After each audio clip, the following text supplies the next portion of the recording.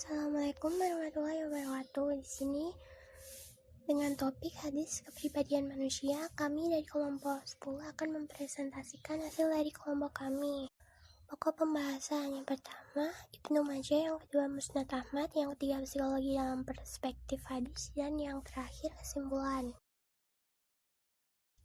Yang pertama Sunan Ibnu Majah, yaitu hadis utamanya Al-Irwa nomor 2176 tentang mencaci maki hamba saya.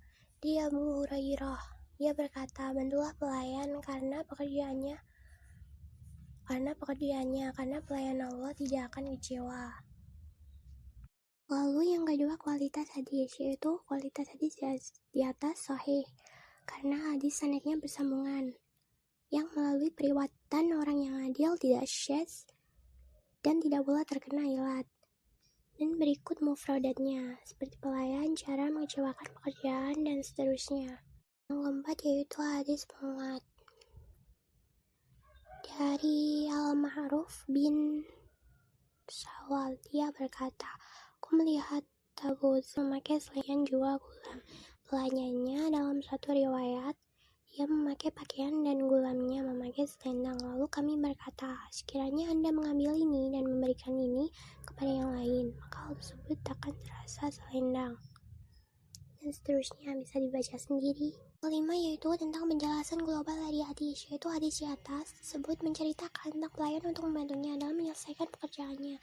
Jika membantunya, maka pelayan tidak kecewa terhadapmu. Dan Nabi bersabda, jika saudaramu bersama sayamu dan siapa yang di bawah kuasaanmu, maka hendaklah kamu memberinya makanan atau pakaian yang ia kenakan, dan jangan membebani mereka jika mereka tidak mampu mengerjakannya, ataupun saat mereka keberatan dan kesulitan dalam mengerjakannya, maka bantulah mereka.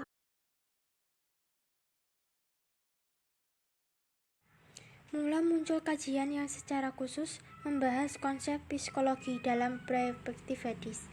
Muhammad Usman Najati dalam bukunya yang berjudul Al-Hadis Anwa Ulum Al-Nafs yang diterjemahkan Zainuddin Abu Bakar menjadi psikologi dalam perspektif hadis, misalnya selain mengajukan unsur kejiwaan manusia dengan berbagai dinamika dan ragamnya, juga mengemukakan opini bahwa ilmu jiwa yang sekarang dipelajari di berbagai universitas Islam merupakan produk negeri barat, sehingga penilaian terhadap manusia dan data yang ditetapkannya berpedoman pada penelitian yang umumnya dilakukan dalam komunitas masyarakat barat. Tidak dapat dimungkiri bila dalam beberapa hal terdapat perbedaan yang sulit dihindari, seperti dalam perspektifnya terhadap manusia, falsafah hidup, budaya, dan standarisasi nilai tertentu dalam memandang eksistensi manusia.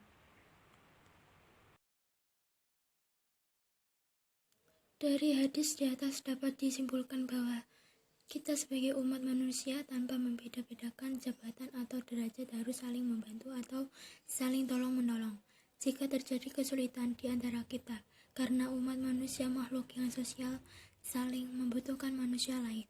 Begitu pula hamba saya saat mereka kesulitan dalam menyelesaikan tugasnya, alangkah baiknya kita membantunya dalam menyelesaikannya.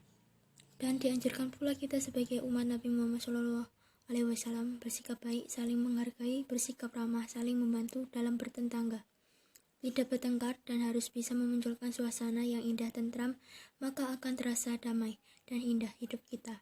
Karena Nabi Muhammad juga menyuruh kita sebagai umat muslim untuk menjaga tali pertemanan serta persaudaraan. Muhammad Usman Najati dalam bukunya yang berjudul Al-Hadis Anwa Ulum Al-Nafs yang diterjemahkan Zainuddin Abu Bakar menjadi psikologi dalam perspektif hadis, misalnya selain mengajukan unsur kejiwaan manusia dengan berbagai dinamika dan ragamnya, juga mengemukakan opini bahwa ilmu jiwa yang sekarang dipelajari di berbagai universitas Islam merupakan produk negeri barat, sehingga penilaian terhadap manusia dan data yang ditetapkannya berpedoman pada penelitian yang umumnya dilakukan dalam komunitas masyarakat barat tidak dapat dimungkiri. Sekian presentasi kami dari kelompok 10. Terima kasih.